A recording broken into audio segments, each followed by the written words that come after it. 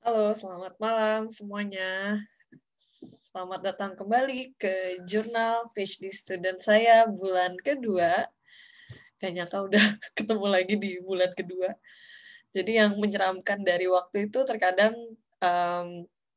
rasanya tuh kayak masih lama, tapi ternyata kemudian tidak berasa gitu loh. Udah melewati 1 bulan sejak saya bikin jurnal bulan pertama gitu ya.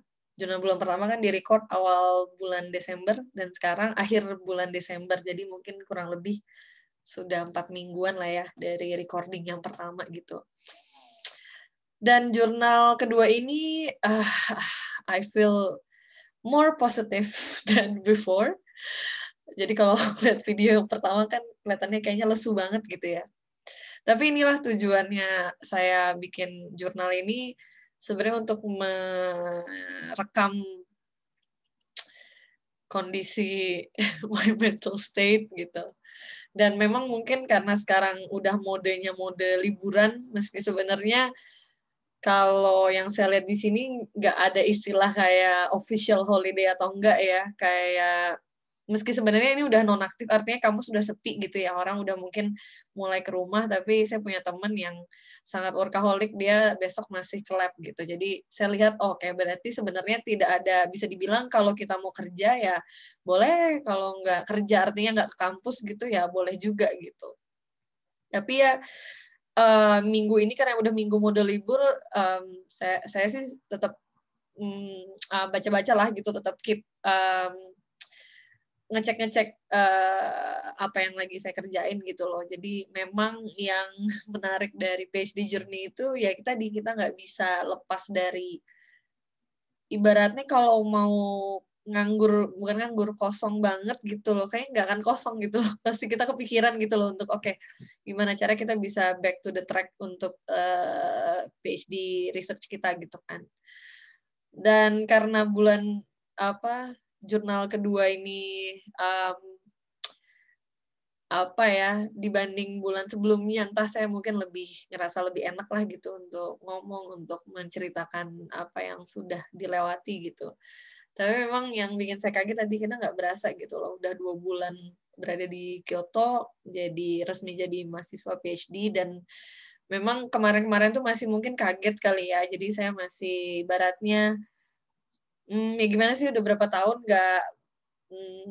nggak sekolah gitu, maksudnya berapa tahun nggak ini, dan kemudian balik, dan kemudian yang menarik adalah, apa yang baru saya sempat obrolin sama profesor saya, PhD ini benar-benar very independent journey gitu. Jadi sekali lagi mungkin saya udah sempet ngomong juga kalau, PhD ini udah bukan kayak sekolah S1 atau S2 yang kita dicekokin kredit, dicekokin, materi-materi, dicekokin tugas dari dosen, dan kita ada deadline yang harus di-submit gitu. Jadi kalau saya perhatikan selama 2 bulan ini benar-benar artinya tidak ada deadline gitu, deadline dalam arti kalau misalnya kita pengen mengajukan proposal, ya sebenarnya tidak ada deadline dalam arti ya profesor nungguin bulan sekian gitu.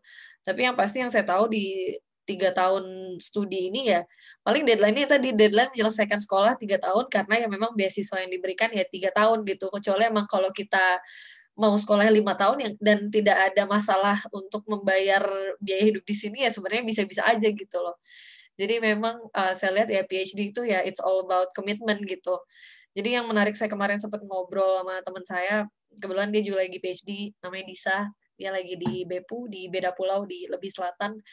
Ya kita kayak ngebahas ya tadi yang, eee, apa ya, beberapa concern kita, dan nggak tahu yang saya temuin tuh, saya merasa memang, PhD atau program studi S3 gitu ya, memang artinya gini, seringkali ya, stereotype PhD student itu tentunya kayak orangnya pintar sekali, smart gitu, yang kayak seolah-olah mengetahui segalanya gitu, yang itu kadang menurut saya terlalu, pemahaman itu yang kadang harus diluruskan gitu. Karena saya ngerasa sebenarnya PhD itu bukan cuma pada penekanan, artinya si kandidatnya, si student-nya itu pintar, tapi saya merasa lebih ke tanggung jawab ketimbang pintar gitu loh. Karena perlu dibedakan definisi pintar, intelijen, atau intelek, atau apapun itu, saya ngerasa banyak ya artinya di seluruh dunia ini orang yang pintar, intelek, pokoknya cerdas di bidangnya, tapi saya merasa PhD memang membutuhkan orang yang memiliki ya kemampuan intelektual yang baik gitu ya. Meski saya nggak merasa saya punya kemampuan intelektual yang baik, tapi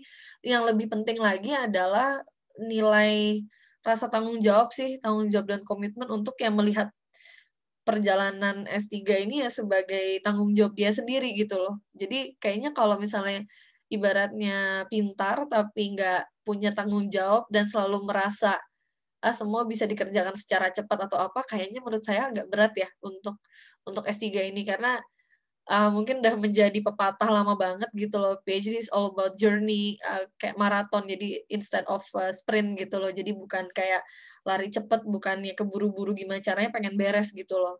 Apalagi yang menarik waktu saya kemarin ngobrol sama profesor saya gitu ya, jadi karena saya kemarin pusing kan, saya pikir, ada baiknya gitu ya ketemu dan nyeritain iya, apa yang saya pikirin gitu loh, apa namanya, kekhawatiran-kekhawatiran, anxiety-anxiety yang saya rasain gitu, dan yang akhirnya dari percakapan itu ya bikin saya entah kenapa lebih relief aja gitu, lebih ngerasa, "Oh, oke oke." Intinya kayak saya diingatkan lagi untuk kayak jangan terlalu ya tadi, jangan terlalu merasa ketakutan misalnya takut ini salah, takut itu salah, apalagi mungkin saya baru 2 bulan lah ya, meski masih ada sekian puluh bulan lagi harus yang masih bisa yang dilalui gitu. Intinya tentu masih ada waktu berikutnya gitu loh, jangan terlalu keras terhadap diri sendiri gitu, selalu merasa mungkin seminggu inginnya bisa achieve banyak hal gitu loh, apalagi kalau yang punya kadang saya juga selalu ngerasa kayak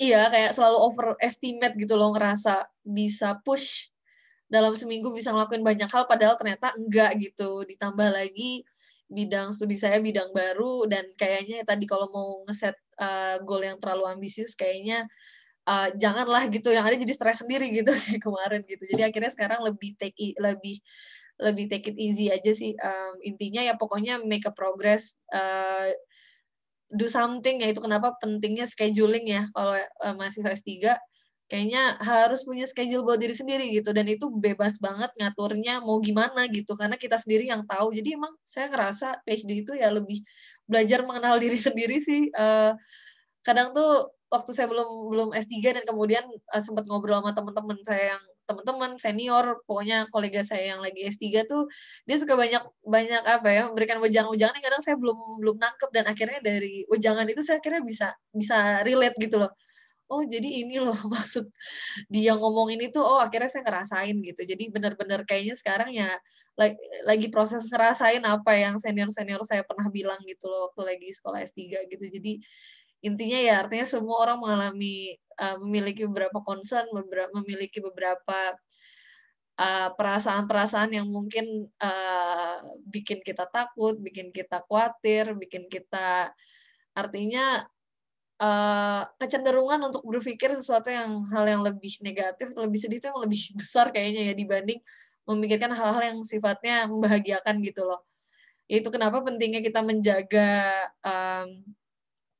apa ya, kebahagiaan untuk diri kita sendiri gitu loh. Jadi memang, anak S3 bukan berarti harus kayak belajar terus-terusan yang kemudian ngorbanin let's say waktu weekend atau bahkan weekday ya tadi belajar nonstop sampai nggak ada waktu istirahat gitu. Ternyata menurut saya itu bahaya banget kalau kayak gitu ya, karena pentingnya belajar itu kan juga perlu perlu apa ya, memiliki kondisi badan yang baik ya, jiwa dan raga ya, mental dan fisik gitu loh. Jadi nggak cuma ibaratnya badan sehat tapi kemudian mentally broken atau mentally apa, unstable kayaknya agak berat juga gitu. Itu yang penting sih, soal menjaga kondisi kita baik gitu. Jadi intinya it's okay kalau kita capek ya mau istirahat, it's okay kita mau break bentar mau makan gitu loh.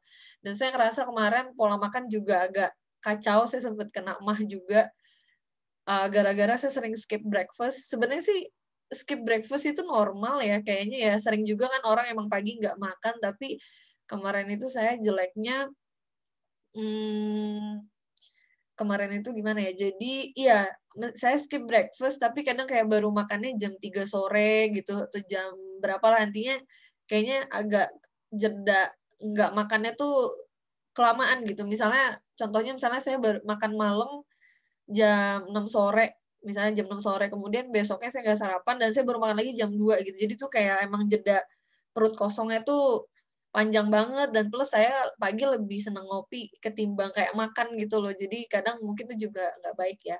Itu mungkin harus saya perbaiki sebenarnya sih, ngatur um, ngatur uh, waktu makan. Dan ya suami juga sempat negur gitu, intinya stok nyuruh naruh stok sesuatu lah di kamar, jadi kalau memang pagi nggak sempet masak atau apa ya ada yang bisa di grab gitu loh. Sebenarnya saya udah nyetok sih, ada beberapa biskuit juga sebenarnya bisa, cuma kadang entah kenapa kayak tiap pagi tuh sering lose appetite gitu kayak nggak ada dorongan untuk makan gitu, entah kenapa. Ya itu salah sih, harusnya dipaksain makan gitu, jadi jangan nunggu perut keruyukan gitu. Dan lucunya kadang pas perut keruyukan ada aja yang lagi dikerjain gitu, jadi akhirnya ke skip gitu kan, nggak beneran langsung makan gitu loh pas kondisi lapar. Kadang kalau lagi lapar, yang pas lagi ada webinar, ada lagi meeting, ada lagi apalah gitu, pokoknya selalu benar-benar di dalam pikiran tuh banyak banget gitu. Jadi ya gitulah. Jadi intinya selama 1 bulan terakhir ini yang saya rasakan sih belajar untuk menerima sih ya, acceptance level saya mulai dinaikin gitu loh. Kadang kita seringkali sulit menerima kondisi yang terjadi gitu loh, dan jadinya kan kita stres sendiri gitu. Jadi mencoba kayak memaklumi kah, atau ya intinya menerima gitu. Kayak misalnya contoh, saya misalnya punya target ngeberesin buat review jurnal, misalnya saya aim let's say berapa 50 gitu, tapi kemudian ternyata saya baru bisa nyelesain sekitar 30-an gitu, dan saya kadang suka mungkin kepikir kayak, ih kok nggak kok lama sih gitu loh. Tapi saya pikir-pikir ya, karena ya tentu saya menyadari kalau mereview atau membaca itu kan juga perlu waktu, bukan kayak baca. Itu yang saya satu pelajaran yang saya dapat, membaca itu pun banyak stylenya ya, bukan banyak style ya, banyak caranya, step by stepnya. Kalau misalnya selama ini saya baca buku non-fiction gitu kan, mungkin bukunya misalnya berat untuk dicerna, tapi kan kita baca cepet. Tapi ternyata kalau yang saya rasain, kalau untuk keperluan riset, untuk menggali misalnya framework dari penelitian, saya nggak bisa kayak baca cepet gitu. Kadang bahkan saya berhenti bentar, nggak bentar malah berhenti. Dan saya berhenti gitu lah, ngelihat ada satu statement gitu, terus saya cari-cari, saya kulik-kulik, sampai akhirnya saya harus paham betul gitu loh, ini maksudnya apa gitu, supaya tidak salah mengartikan. Dan ditambah lagi tentu kebanyakan jurnal kan ditulis dalam bahasa Inggris ya, dan ini salah satu concern saya karena saya pribadi adalah non-native speaker kan, non-English native gitu. Tentunya pasti beda kalau ibaratnya kalau orang native sama yang non-native kan, proses memahami jurnal itu pun juga secara waktu beda gitu. Mungkin saya merasa ya saya perlu lebih banyak waktu gitu loh untuk mencerna, karena itu bukan bahasa bahasa ibu saya gitu kan. Jadi artinya ya harus memaklumi gitu, menerima gitu. Intinya ya saya bicara bahasa Inggris, tapi tentu ya tidak bisa berpatokan seperti orang native yang mungkin bisa lebih cepat menangkap kalimat atau paragraf gitu. Jadi ya seperti itu. Ya mungkin karena ini efek holiday, jadi moodnya enak gitu. Tapi saya nggak tahu nanti untuk jurnal ketiga bulan depan moodnya masih enak atau malah jadi down lagi gitu, karena saya dengar ya emang yang namanya PhD itu ya up and down gitulah. Jadi sekarang lagi menikmati present moment yang lagi enak banget moodnya gitu. Dan mudah-mudahan nanti kalau saya lagi mumet banget terus nonton video ini, jadi moodnya jadi enak lagi, mudah-mudahan. Jadi saya ibaratnya menyemangati diri saya di masa yang akan datang. So Anissa di tahun 2021 atau 2022, lihat saya ya, saya lagi senang sekali gitu. Jadi saya cuma bisa berpesan, jangan lupa bersenang-senang ya. Jadi meski sesulit apapun nantinya di masa depan, tenang, dunia tidak akan berakhir. Saya kok lucu banget sih tertawain diri sendiri gitu. Dan satu hal lagi yang saya pelajari dan memang perlu saya pegang sebagai acuan dalam menjalani proses belajar ini adalah merayakan sebuah progress atau celebrating the progress gitu. Itu saya suka banget lihat banyak pesan-pesan dari ya macam-macam lah akun-akun tentang sekolah atau PhD apa life atau dissertation coach gitu ya. Intinya penting banget buat kita, buat saya gitu untuk mengapresiasikan progres kecil yang saya lakukan di hari itu gitu. Jadi kadang kita selalu terlalu jauh gitu ya mengeset goal, oke saya mau gini-gini, tapi kadang kita suka lupa misalnya kita hanya berhasil memahami cara apa. Paling simpel nih saya kemarin tuh kemarin install Mendeley desktop.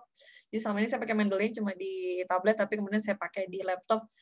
Itu akhirnya saya catat gitu. Jadi saya lagi coba bikin jurnal harian gitu, intinya kayak ngelaporin saya hari ini ngapain aja gitu. Mungkin kadang kita seringkali ngelaporinnya sesuatu yang sangat grande atau yang sesuatu yang sangat impactful, padahal sebenarnya hal-hal kecil yang kita lakukan, kita let's say nonton video penjelasan tentang sebuah software atau apa, ya itu juga bisa dihitung sebagai sebuah progres gitu, karena kita mencoba menggali sebuah ilmu baru gitu. Dan saya pikir penting banget untuk membuat catatan-catatan kecil progres apa yang kita lakukan gitu. Bahkan sesimpel ya tadi misalnya ada buku yang kita stuck belum dibaca-baca lagi, kita baca lagi dan kemudian nyampe 5 halaman, ya artinya harus kalau saya perlu mengapresiasi kalau saya akhirnya bisa membuat progres membaca 5 halaman gitu. Karena kita kan suka kayak ngerasa cuma kayak gini, cuma gitu. Jadi ya udah akhirnya kita selalu merasa kalau saya jadi kayak mungkin ngerasa worthless atau ngerasa kayak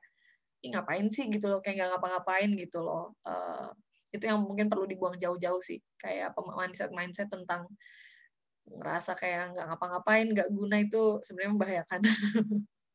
Dan itu akan datang lagi perasaan-perasaan itu.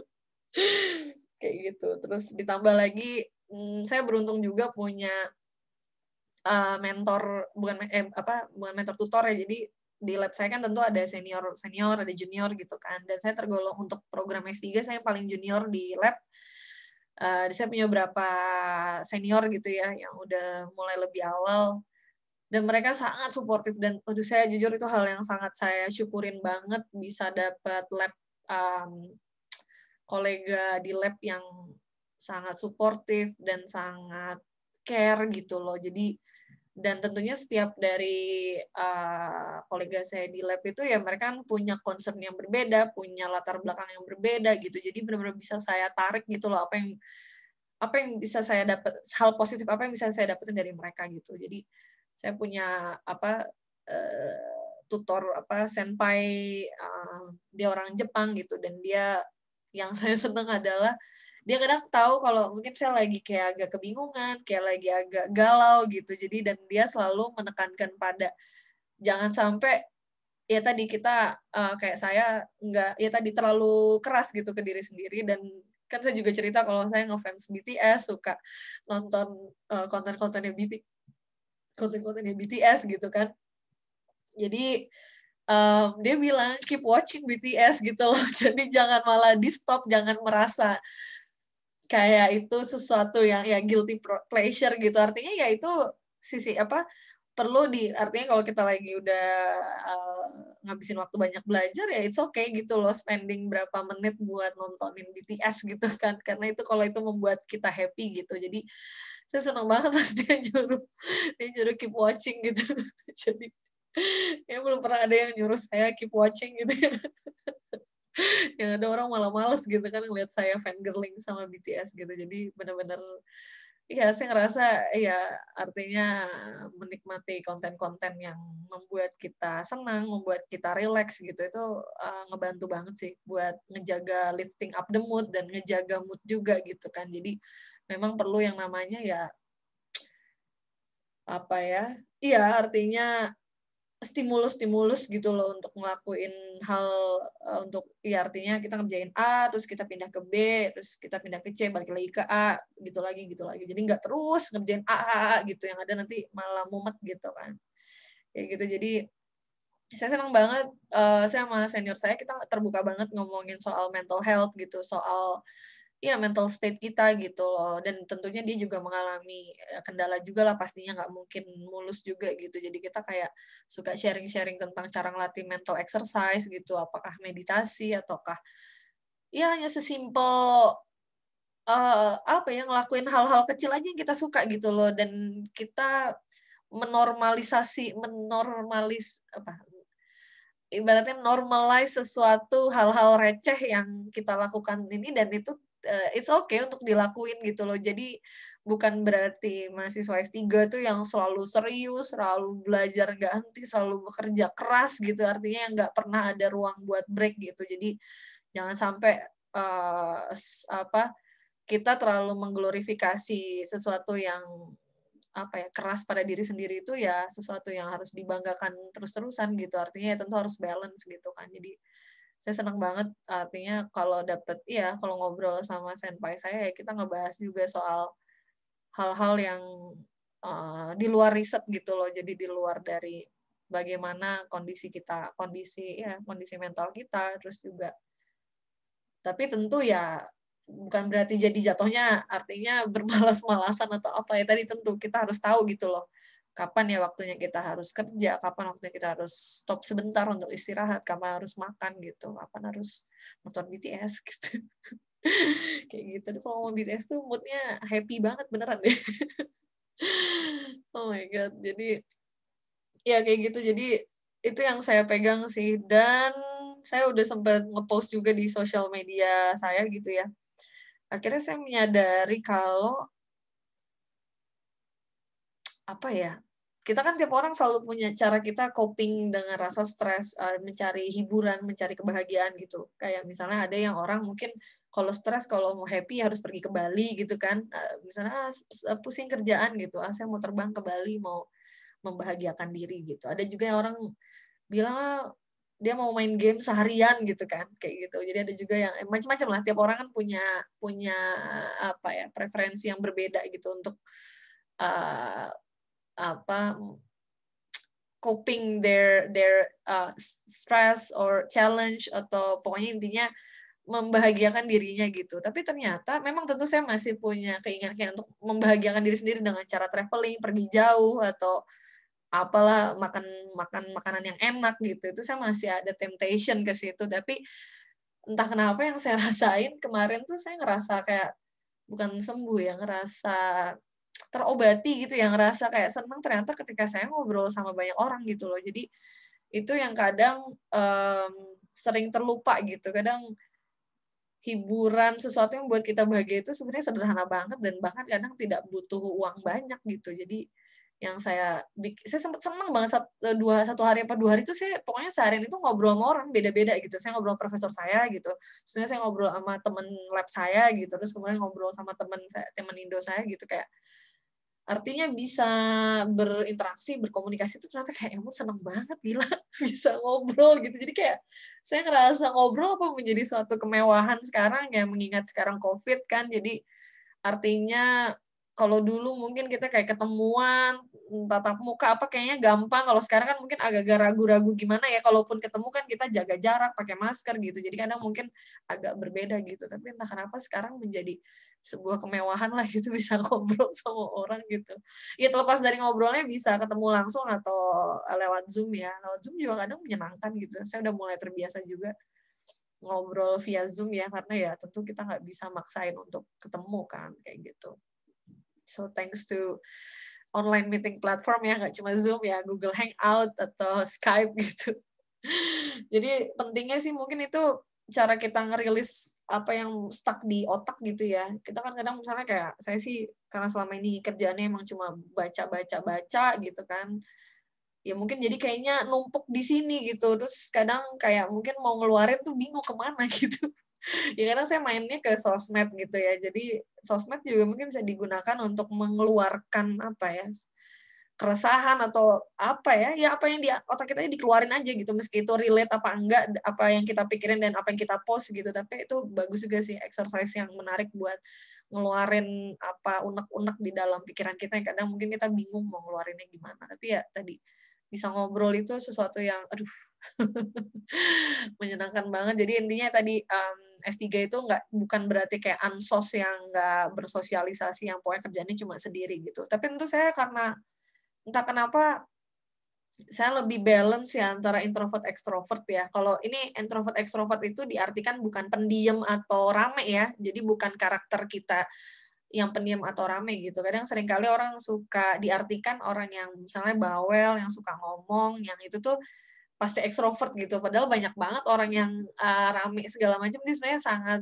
pure introvert. Jadi kan introvert itu diartikannya cara dia menyerap energinya, dia merasa mungkin terbangkitkan gitu dari dia sendiri gitu. Itu introvert. Kalau ekstrovert mungkin dia menyerap segala energi dari berinteraksi sama orang gitu. Nah, tapi kadang saya juga merasa perlu juga gitu loh waktu untuk sendiri. Jadi nggak cuma terus-terusan sama orang lain gitu loh. Jadi kadang penting juga untuk ya tadi istilahnya me time atau ya intinya ya benar-benar bisa waktu sendiri, apakah untuk baca, hanya untuk ngelamun gitu, atau untuk pokoknya kita tidak ya tadi kita merasa terisi hanya kita berada di kita hanya diri kita sendiri gitu loh di situ gitu loh. Jadi itu juga penting gitu, makanya penting untuk menyeimbangin dua hal itu. Jadi kapan waktunya untuk bersosialisasi, kapan untuk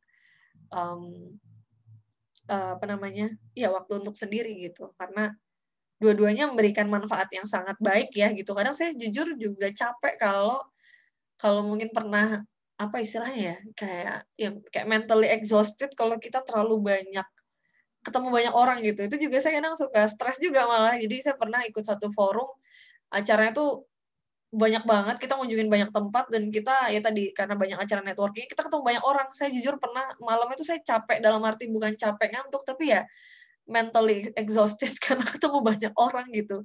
Dan orang sering ngira saya kayak tipe yang orang yang kayak gampang, artinya mudah aja gitu ya buat berkomunikasi sama orang gitu. Mungkin mudah artinya kalau emang harus mau nggak mau ketemu, tapi inside gitu sebenarnya lelah sekali gitu. Jadi kadang kayak butuh, bentar-bentar saya perlu waktu buat sendiri, buat benar-benar nggak sama siapa-siapa gitu. Jadi itu perlu banget gitu. Kayak gitu sih. Ya, jadi intinya jurnal bulan kedua ini cukup menyenangkan, dan ya 1 bulan terakhir ini ya intinya mulai mengenal lebih dekat kampus saya sendiri, mulai mengenal dekat teman-teman di sekitar sini, mulai membaca pola saya bekerja kayak apa gitu. Dan yang harus saya sadari terus yaitu self awareness gitu, kesadaran diri atas segala hal gitu, baik membuat keputusan, baik ya dalam hal apapun deh, pokoknya dari yang receh sampai yang penting banget gitu loh. Itu perlu banget menurut saya untuk memiliki kesadaran terhadap diri sendiri gitu loh. Jadi nggak cuma jadi biar kita juga nggak mudah terbawa arus, nggak mudah ya tadi keikut-ikut gitu kan. Jadi ya kayak bahkan proses belajar pun juga kita perlu, ibaratnya kalau ngayuh tuh ya perlu punya tuh namanya, dayung ya kan ininya, kayu. Jadi kita harus punya juga, jadi kita juga bisa ngatur gitu loh, bukan cuma kayak duduk di perahu ya udah kayak nggak tahu lah pokoknya ngikut aja kemana gitu. Itu penting juga sih, benar, yang harus diiniin. Oke, itu mungkin saya ngerasa video ini akan menjadi pengingat untuk diri saya sendiri di masa depannya. Jadi Anissa, tonton ya video ini kalau misalnya lagi pusing atau apa, insya Allah everything will be fine. Dan ya insya Allah lah, intinya karena berangkat di awal tujuannya untuk hal yang baik, insya Allah perjalanannya juga akan berjalan baik lah gitu. Tentu perjalanan baik pun juga pasti ada tantangannya, ada apa-apanya. Jadi ya intinya selalu menyadari gitu, ini semacam cycle of life gitu, pasti up and down, dan pasti nggak melulu happy gitu, dan nggak melulu sedih gitu loh. Padahal saya udah belajar ini di bisnis ya. Artinya di bisnis kan kita ya sangat upside down kan. Kalau lagi enak ya enak banget. Tapi ya saya sadar kalau enak banget itu ya nggak selamanya enak banget ya. Nanti ya kemudian besok-besok ya jatuh gitu. Tapi dan jatuh pun juga bukan hal yang permanen gitu kan. Jadi sebenarnya itu hanya hal ya sebuah siklus hidup yang normal dan terjadi di semua orang, apapun pekerjaannya, apapun profesinya gitu. Jadi ya, this is life. And mungkin sebagai penutup, jadi hari ini saya baru menamatkan serial Netflix yang lagi rame banget, The Queen's Gambit. Dan tadi ya episode terakhir, jadi padahal sebenarnya filmnya itu lebih emang nyeritain tentang Elizabeth Harmon ya, dia seorang chess prodigy gitu, dia jago banget main chess dari kecil dan dia belajar dari panti asuhannya waktu dia di orang tua meninggal, dia ditaruh di situ dan kemudian dia melewati segala kompetisi dari level bawah sampai atas yang dimana chess catur saat itu tuh sangat male dominated gitu, dan dia sebagai perempuan yang bisa hadir sebagai figur perempuan yang jago banget main catur, dan dia ya tadi dia juga kerja keras segala macam. Tapi episode terakhir tuh waduh, itu sedih banget. Ada satu momen, satu scene sih yang bikin saya langsung nangis banget gitu. Dan saya pas lagi nonton lagi makan mie ramyun kan, terus ya akhirnya jadi lagi makan mie tapi sambil nangis gitu. Jadi kayak air mata tuh kan asin ya, jadi entah pas makan mie kecampur kayak air mata sama makan kuah mie gitu. Jadi filmnya keren banget, jadi nggak cuma telling a story about seorang perempuan yang bisa masuk di dunia pecatur gitu ya, dunia kompetisi catur yang sangat laki-laki gitu, tapi benar-benar saya ngeliat ada beberapa message yang bagus banget sih, kayak ya tadi intinya kita harus tahu ya tadi, kalau kita ingin menetapkan suatu tujuan, kita harus mengingat sebenarnya awal mulanya seperti apa, awal mula kenapa kita berada di sini, kemudian ya melihat lagi sebenarnya kita mau ngapain gitu loh. Dan ya di film itu dia mengcover pesan itu, dan aduh beneran menyentuh banget sih, bener-bener akhirnya saya kayak tahu kenapa serial ini jadi rame banget gitu. Oke, sekedar rekomendasi, siapa tahu kalau ada yang lagi nyari serial yang seru dan serial Queen's Gambit ini tidak seperti drakor yang harus komitmen 16 episode dan satu episodenya sejam lebih gitu. Ini cuma 7 episode dan satu episodenya kurang dari 1 jam, jadi worth to watch gitu untuk yang nggak punya banyak waktu ya buat nonton. Karena saya sendiri sampai sekarang belum berani saya mulai ada nonton episode pertama drakor, tapi kayak masih agak-agak takut karena tadi kalau udah sekali nonton tuh kan kayaknya aduh nggak enak gitu kalau nggak diberesin gitu kan, dan kadang takut ganggu sekolah juga gitu. Jadi ya tapi ini karena lagi libur mungkin nggak ada salahnya ngelihat beberapa nggak berapa ya, satu drakor aja gitu, dan drakornya juga harus seru gitu, jadi nggak yang tipikal drakor yang cuma bahas romance antar dua karakter gitu. Jadi ada cerita lain yang bisa ngasih message gitu. Oke. Sekian. Jadi sebagai penutup lagi, tadi saya baru beli strawberry Jepang tuh terkenal gede dibanding di Indonesia, gede dan manis. Jadi tadi saya udah nyoba sih dan enak banget. Ya ampun, ini stroberinya. Ya emang sih stroberinya agak mahal ya. Tapi ya worth to try lah gitu. Emang di Jepang buah itu emang mahal gitu, tapi ya ada salahnya lah reward diri sendiri dengan beli strawberry gitu. Dan emang rasanya manis, kecut tapi ada kecutnya tapi manis gitu ya. Masya Allah ya. Maaf bucot. Enak banget ya Allah. Oke deh. Karena ini akhir tahun, jadi selamat tahun baru buat semuanya, semoga sehat, bahagia, waras, intinya itu aja. Sekarang tuh 2020 ngajarin kita untuk lebih slow dan lebih santai, jadi intinya kita bisa survive aja sampai sekarang tuh udah syukur, alhamdulillah gitu loh. Jadi udah nggak bisa sehat, bisa seneng, bisa waras aja itu udah it's enough. Jadi ya nggak perlu tidak perlu merasa bahagia pada hal-hal yang sifatnya terlalu besar gitu. Jadi ya seperti itu. Bisa makan strawberry juga ada menyenangkan. Oke deh, bye bye, happy new year. Sampai ketemu tahun depan.